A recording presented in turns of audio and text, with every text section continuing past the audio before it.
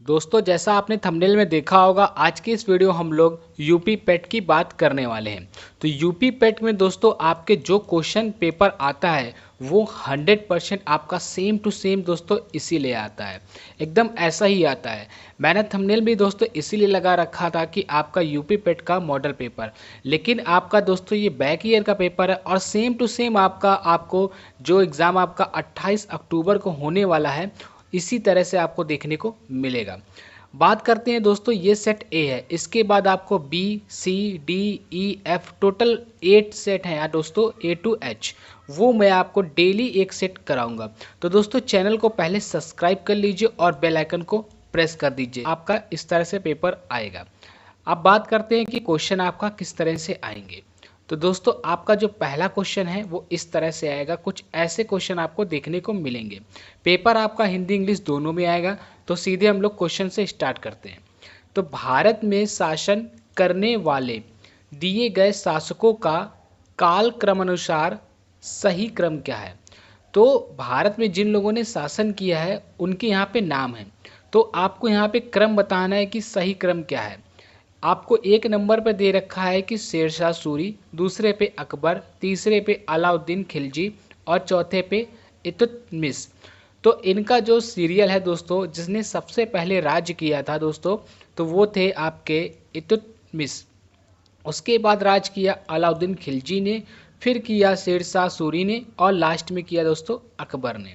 तो ये सीरियल आपका जिससे मिलता है दोस्तों, तो वो है आपका आंसर ऑप्शन बी, आपका सही आंसर होगा दोस्तों 100% एक्यूरेट आंसर के साथ। और एक बात मैं आपको ये भी बता दूं कि अगर आप ये पूरा पेपर सॉल्व कर लेते हैं दोस्तों, तो सेम टू सेम आपको इसी तरह से क्वेश्चन देखने को मिलेंगे, बिल्कुल भी चेंज नहीं होगा। बस करंट अफेयर के कुछ ही क्वेश्चन चेंज हो सकते हैं मे बी, नहीं तो चेंज नहीं होगा, यही क्वेश्चन आपके रिपीट करेंगे। अगला प्रश्न है आपका कि निम्न में से कौन से संत शिवाजी के समकालीन थे। तो इनमें से कौन से संत थे जो शिवाजी के समकालीन थे। तो वो थे तुकाराम। ऑप्शन ए आपका सही उत्तर होगा। अगला प्रश्न है आपका तीसरा नंबर की बंगाल के प्रथम गवर्नर जनरल कौन थे।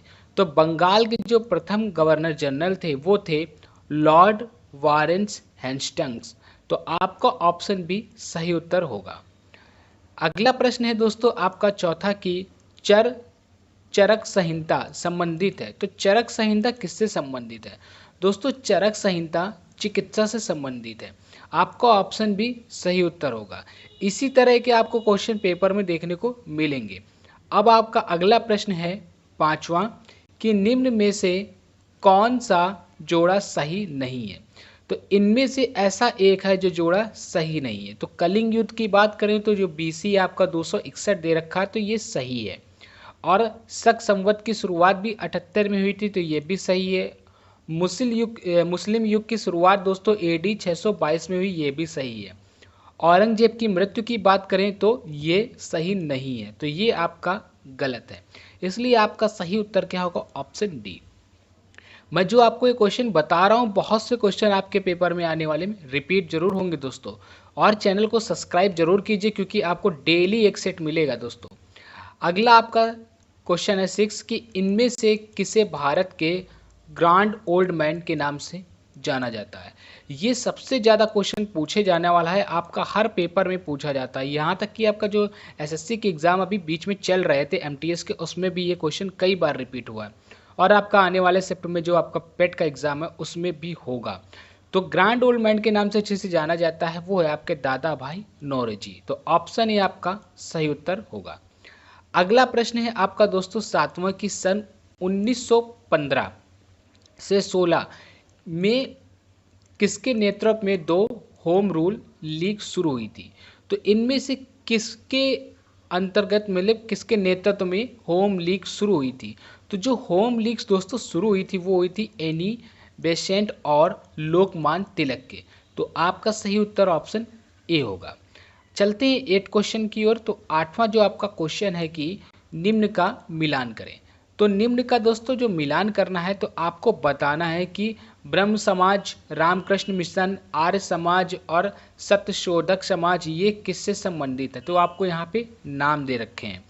तो आपका जो यहाँ पे ब्रह्म समाज है दोस्तों, वो राम मोहन राय से संबंधित है। और बात करें रामकृष्ण मिशन की, तो दोस्तों ये संबंधित है स्वामी विवेकानंद से। और आपका आर्य समाज जो है वो है संबंधित दयानंद सरस्वती से। और जो आपका बचा सत्यशोधक समाज, तो सत्यशोधक समाज जो है दोस्तों वो किससे संबंधित है, तो वो संबंधित है आपका ज्योतिराव फूले से। तो ये आपका सही मिलान है। इस मिलान के हिसाब से आपका जो भी दोस्तों इसमें ऑप्शन होगा, ऑप्शन आपको थोड़ा नीचे दे रखा है, मैं स्क्रॉल करके दिखा देता हूं। तो इनमें से आपका सही उत्तर क्या होगा, तो सही उत्तर होगा आपका ऑप्शन सी करेक्ट आंसर होगा। अगला आपका प्रश्न है कि करो या मरो का नारा किसने दिया था। बहुत इंपॉर्टेंट प्रश्न है दोस्तों। तो करो या मरो का नारा किसने दिया था, ये दिया था महात्मा गांधी ने। ऑप्शन डी आपका सही उत्तर होगा। एक बार आपको इंग्लिश और हिंदी दोनों में दे रखा है, तो आप जो कंफर्ट लगे आप उसमें एडजस्ट कर लीजिए। आपका अगला प्रश्न है 10 की जब सुभाष चंद्र बोस ने भारतीय राष्ट्रीय कांग्रेस के अध्यक्ष पद से इस्तीफा दिया, तो इस पद का प्रस्ताव किसने दिया, किससे दिया गया। तो इस पद का जो प्रस्ताव दिया था वो दिया था, किसने दिया था, डॉक्टर राजेंद्र प्रसाद ने। आपका सही उत्तर ऑप्शन सी होगा, जो कि भारत के पहले राष्ट्रपति थे। दोस्तों आपको जो मैं बताता जा रहा हूं, तो ये आप क्वेश्चन आपको अच्छे से कॉपी में लिख लेने हैं, और मैं आपको इसकी फ्री पीडीएफ भी आपको प्रोवाइड करा दूंगा। मैं वीडियो के लास्ट में बताऊंगा कि इसकी पीडीएफ आपको कहाँ मिलेगी। अगला आपका प्रश्न है 11वां कि सलालपन बिजली परियोजना किस नदी पर स्थित है।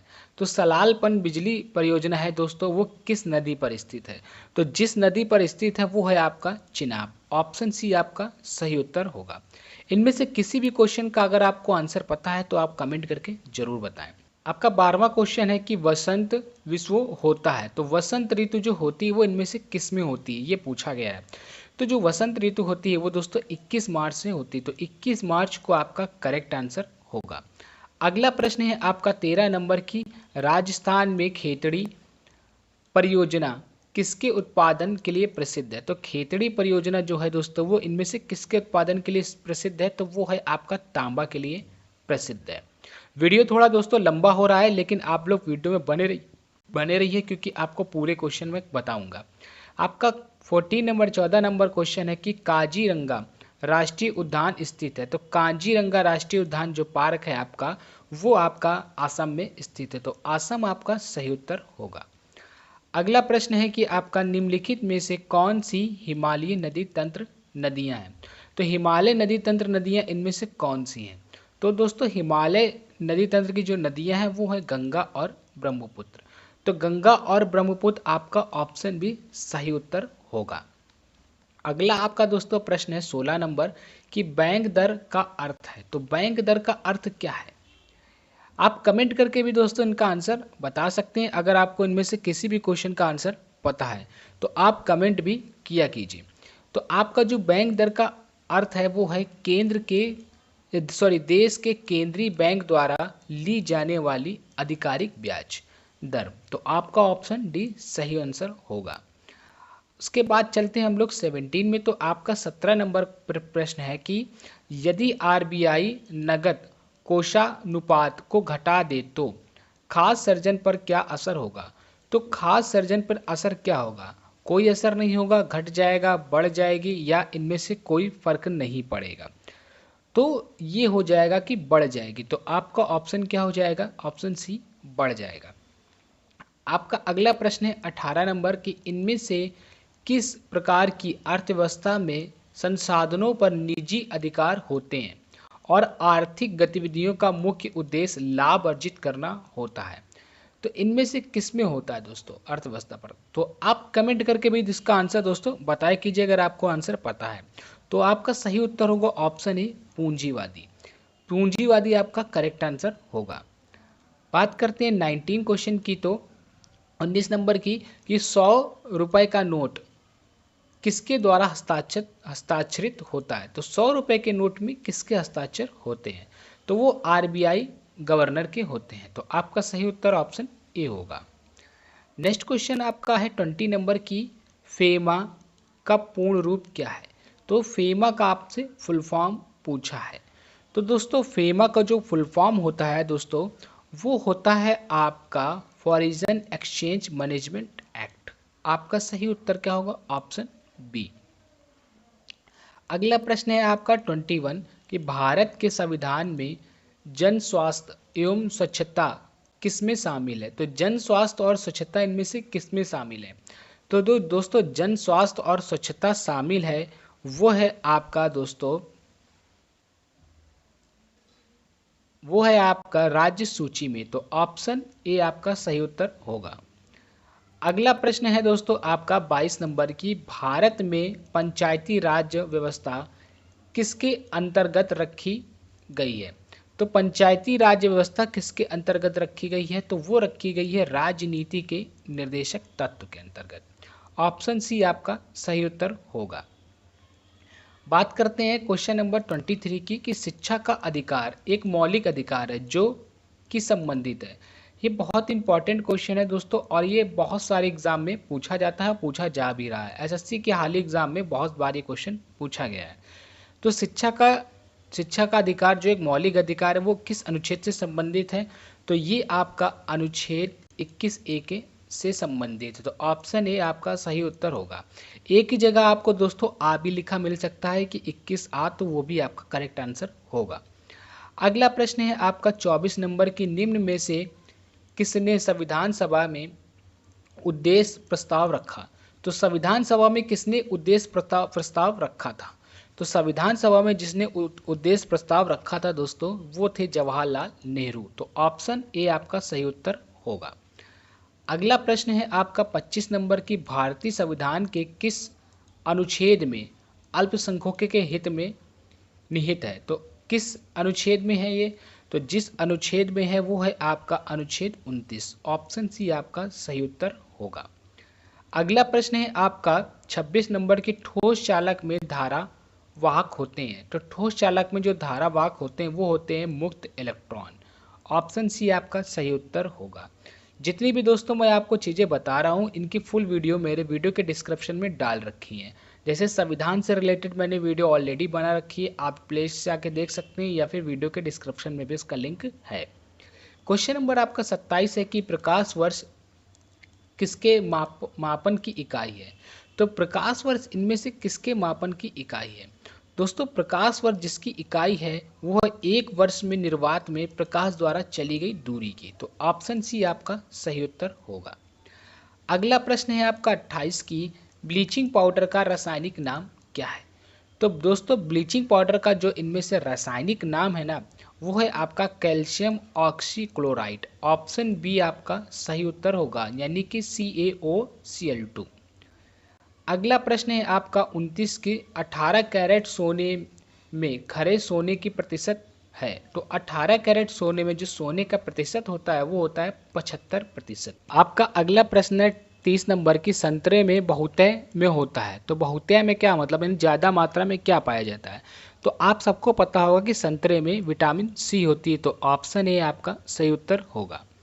अगला प्रश्न है आपका 31 नंबर। तो आपका ये मैथ का क्वेश्चन है दोस्तों, मैं आपको इस साइड बता देता हूँ कि किस तरह से सॉल्व होगा। इधर तो हिंदी है नहीं है, तो इधर ही देखते हैं दोस्तों कि 31 नंबर जो क्वेश्चन है यहाँ पे आपको बोला गया है कि इस जगह पे क्या आएगा। तो आपको करना क्या है कि दोनों पक्षों में दोस्तों आप पहले वर्ग कर दीजिएगा। वर्ग करने के बाद यहाँ का रूट हट के इधर लग जाएगा, यानी सॉरी स्क्वायर हो जाएगा। फिर आप सॉल्व कीजिएगा। तो सॉल्व करके आप जब इसको पूरा निकालेंगे तो ये जो निकलेगा वो निकलेगा ऑप्शन सी 324। अगर कोई भी डाउट होता है इस मैथ के क्वेश्चन में, आपको इसी में नहीं किसी भी मैथ क्वेश्चन में, तो आप कमेंट करके जरूर पूछें। आपका अगला प्रश्न है दोस्तों 32 नंबर। तो 32 नंबर का क्वेश्चन भी दोस्तों आपको इसको ए लेट कर लेना है, और ये ए की पावर 3 है और ये प्लस क्या है बी की पावर 3, और यहाँ पे अपॉन में आपका ए बी एक फॉर्मूला होता है मैं बता रहा हूँ। तो ए स्क्वायर और प्लस बी स्क्वायर और माइनस का ए बी, ये फॉर्मूला होता है। तो इस पूरे की जो दोस्तों आपकी वैल्यू होती है ना वो होती है ए प्लस बी, यानी इस पूरे के बराबर क्या हो जाएगा ए प्लस बी, यानी कि 885 और 115 को हम जोड़ देंगे तो आपका आंसर आ जाएगा। तो आपका जो आंसर निकल के आएगा वो आएगा ऑप्शन डी 1000। अगर क्वेश्चन में कोई दिक्कत हो रही है तो आप कमेंट कीजिएगा, मैं इस पर भी जितने भी मैथ के क्वेश्चन है उसको सॉल्व करके एक वीडियो बना दूंगा। नेक्स्ट आपका क्वेश्चन है 33 यानी 33। तो √5 माइनस √3 अपॉन √5 प्लस √3 किसके बराबर है? तो इसके आप अपोजिट से जब मल्टीप्लाई कराएंगे दोस्तों और सॉल्व करके लाएंगे तो आपका जो इनमें से आंसर निकल के आएगा वो आएगा 4 माइनस √15। तो ऑप्शन बी आपका सही उत्तर होगा। अगला प्रश्न है आपका 34 नंबर की टीवी सेट का मूल्य 30% घटाने पर उसकी बिक्री 20% बढ़ गई, दुकानदार की आय पर उसका क्या प्रभाव पड़ा? तो दुकानदार की आय पर जो उसका प्रभाव पड़ेगा दोस्तों, तो वो पड़ेगा आपका 16% घटी। तो ऑप्शन डी आपका सही उत्तर होगा। अगला आपका प्रश्न है 35 नंबर कि 4 खिलाड़ियों की औसत उम्र 18.5 वर्ष है। अगर कोच की उम्र भी शामिल की जाए तो औसत उम्र 20% बढ़ जाती है। तो कोच की उम्र क्या है? तो जो कोच की उम्र आप इसमें जब सॉल्व करके निकालेंगे तो वो निकल के आएगी आपकी 37 वर्ष। ऑप्शन डी आपका सही उत्तर होगा। चलते हैं अगले प्रश्न की ओर। तो आपका अगला प्रश्न है 36 नंबर की एकल का विलोम शब्द है। तो एकल का विलोम शब्द दोस्तों इनमें से क्या है? तो वो है बहु एकल। तो बहु एकल एकल का विलोम होगा। अगला प्रश्न है कि 37 नंबर की दर्प का पर्यायवाची कौन सा है? तो दर्प का इनमें से जो दोस्तों पर्यायवाची है वो है आपका अहंकार। ऑप्शन बी आपका सही उत्तर है। 38 नंबर आपका क्वेश्चन है कि मन को हरने वाला वाक्य के लिए नीचे दिए गए विकल्पों में से एक शब्द चुनिए। तो मन को हरने वाला क्या होगा? तो मन को हरने वाला होता है मनोहर। तो आपका ऑप्शन भी सही उत्तर होगा। अगला प्रश्न है आपका 39 की गागर में सागर भरना मुहावरे का अर्थ क्या है? तो गागर में सागर भरने मुहावरे का जो दोस्तों अर्थ होता है वो इनमें से क्या होगा? तो वो होता है थोड़े में बहुत कहना। ऑप्शन बी आपका सही उत्तर होगा। अगला प्रश्न है आपका 40 नंबर की शुद्ध वर्तनी का चयन कीजिए। तो इनमें से जो शुद्ध वर्तनी यानी कि एक ही शब्द है जो कई बार लिखा गया है, लेकिन कुछ इनमें से ABCD 4 में से 3 गलत हैं, एक एकदम सही है। तो आपको वही बताना है कि आपका शब्द कौन सा सही है। आप कमेंट करके भी इसका दोस्तों आंसर बता सकते हैं। तो इनमें से जो आपका सही है वो है ऑप्शन ए महत्वाकांक्ष। तो महत्वाकांक्षा है, कांक्षा है, लेकिन इसमें सब में आ का डंडा लगा है तो ये गलत है और आपका ऑप्शन ए ही क्या है महत्वाकांक्ष कांक्षा सही है। आगे बढ़ने से पहले दोस्तों आपको एक पैसेज रीड करना होगा 41 से 43 तक के क्वेश्चन के लिए। तो इस पैसेज को आप रीड कर लीजिएगा वीडियो को पॉज करके, उसके बाद मैं आपको आगे क्वेश्चन के आंसर बताता हूँ। आपका अगला प्रश्न है 41 नंबर की a many sided personality mean. A many sided personality mean का मतलब क्या होगा? आपका आंसर होगा option C a person having varied interest. Next है आपका 42 नंबर की पीटी नेहरू इंजॉयड। तो पीटी नेहरू इंजॉयड करते थे, तो क्या करते थे? तो वो करते थे doing all these and much more, मतलब कि रीडिंग एंड राइटिंग बुक्स भी करते थे और क्या करते थे कि फाइटिंग पोलाइटली एंड सोशल इवेल्स और रेस्टिंग ट्राइनी। तो ये सारी चीज़ें करते थे, इसलिए आपका ऑप्शन डी आपका सही उत्तर होगा। अगला प्रश्न है आपका 43 की which of the following statement reflected PT Nehru's point of view. तो होगा ऑप्शन सी आपका सही उत्तर science and humanism are equally important. तो साइंस और मानवता को दोनों को बराबर का महत्व देना। तो ऑप्शन सी आपका सही उत्तर होगा। अगला प्रश्न है आपका 44 number give सिनोनियम for the following. तो ये आपको वर्ड दिया गया है फेमस, तो फेमस का आपको सिनोनियम बताना है। सिनोनियम दोस्तों होता है पर्यायवाची, तो इसी का मिलता जुलता आपको बताना है। तो फेमस का मतलब क्या होता है आप सबको पता होगा, जो बहुत पॉपुलर हो यानी विख्यात। तो ऑप्शन सी आपका सही उत्तर होगा। अगला प्रश्न है 45 नंबर की give antonym for the following. तो एंटोनियम बताना है। एंटोनियम होता है दोस्तों विलोम शब्द, जैसे दिन का रात। तो ट्रांसपेरेंट, ट्रांसपेरेंट का आपको बताना है। ट्रांसपेरेंट का मतलब होता है आर पार दिखना, तो इसका मतलब हो जाएगा ओपेक। ओपेक आपका सही उत्तर होगा, मतलब ना दिखना। नेक्स्ट है आपका कि 46 नंबर दिए गए विकल्पों में से संबंधित शब्द का चयन कीजिए।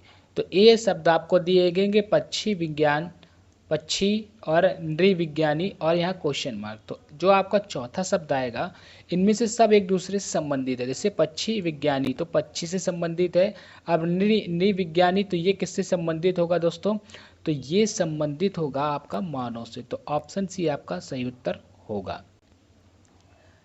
आपका अगला प्रश्न है 47 नंबर की, उस शब्द का चयन कीजिए जो समूह के बाकी शब्दों से मेल नहीं रखता। तो इनमें से एक शब्द बताना है जो किसी से मैच नहीं करता, यानी कि ऑड शब्द। तो दही, मक्खन, पनीर, तो ये सब दूध की चीज़ें लेकिन तेल नहीं है। तो ऑप्शन सी आपका सही उत्तर होगा, ये ऑड है आपका। अगला आपका प्रश्न है 48 नंबर की, किसी निश्चित कूट में प्रोडक्शन को जो दोस्तों है इसको इस कोड में लिखा जाता है। तो ये आपका कोड लिखा गया है। इसी कूट में ओरिएंटेशन किस प्रकार लिखा जाएगा? तो प्रोडक्शन को दोस्तों इस कोड में लिखा जाता है, तो ओरिएंटेशन को किस कोड में लिखा जाएगा, आपसे ये पूछ रहा है। तो जब आप इसको कोडिंग इसकी जब करेंगे, निकालेंगे, तो आपका जो सही आंसर दोस्तों निकल के आएगा वो आएगा ऑप्शन ए, इस कोड में। अगर कोई भी क्वेश्चन में आपको कोडिंग में दिक्कत हो रही तो कमेंट कीजिए, आपको इस पे भी वीडियो मिल जाएगी। अगला आपका प्रश्न है 49 नंबर की, रीता की ओर इशारा करते हुए निखिल ने कहा, मैं उसकी माँ के पुत्र का इकलौता पुत्र हूँ। रीता निखिल से किस प्रकार संबंधित है? तो रीता निखिल से दोस्तों जिस प्रकार संबंधित है वो है उसकी बुआ। ऑप्शन ए आपका सही उत्तर होगा। दोस्तों क्वेश्चन बहुत सिंपल है, बस आपको थोड़ा सा समझना है। आपका अगला प्रश्न है कि 50 नंबर, यदि किसी वर्ष में 25 अगस्त को गुरुवार है तो उसी महीने में सोमवार की संख्या है। तो अगर किसी महीने 25 अगस्त को गुरुवार है तो उसी महीने में सोमवार की कितनी संख्या होगी, यानी कितने सोमवार पड़ेंगे? तो दोस्तों 5 सोमवार पड़ेंगे। आपका ऑप्शन सी सही उत्तर होगा। दोस्तों मैं वीडियो को यहीं रोक देता हूँ, पार्ट 2 में इसके आगे बताएंगे क्योंकि वीडियो बहुत लंबा हो रहा है और आपको इसके आगे पार्ट 2 में बताएंगे। तो पार्ट 2 के लिए दोस्तों चैनल को सब्सक्राइब कर दीजिए और वीडियो को लाइक नहीं किया तो लाइक और शेयर जरूर कीजिए। पार्ट 2 में मैं आपको बताऊंगा कि इसकी फ्री पीडीएफ आपको कहां से मिलेगी और विथ आंसर की। मिलते हैं नेक्स्ट वीडियो।